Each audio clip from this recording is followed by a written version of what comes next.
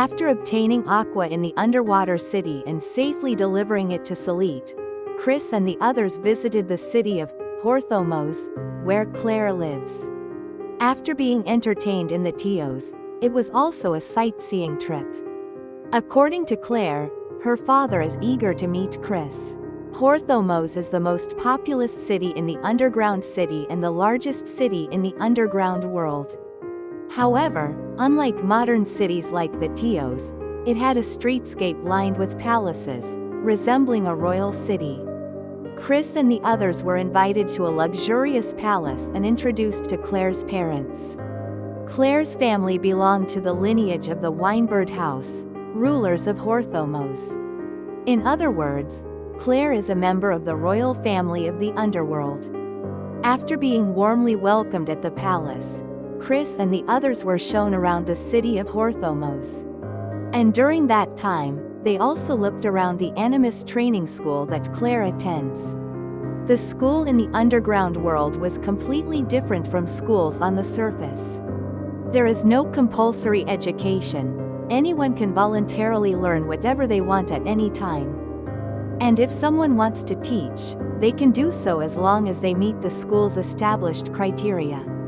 The subjects range from magic, martial arts, and healing to swimming, yoga, rock climbing, and countless others.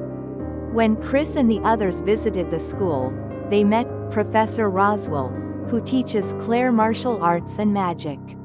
The professor's family runs a well-known magic tool workshop in the underground world.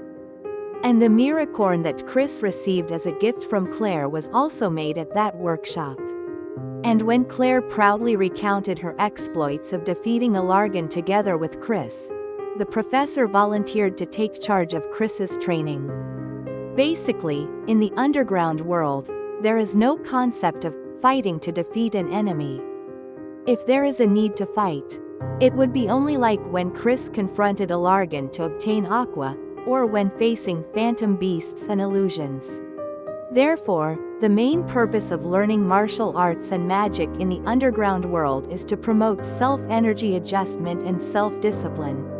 For some reason, Chris's latent life energy seems to be exceptionally strong. That was also why Professor Roswell seemed to take an interest in Chris. And Chris, who had already adapted to the five-dimensional world, was now able to use magic as well.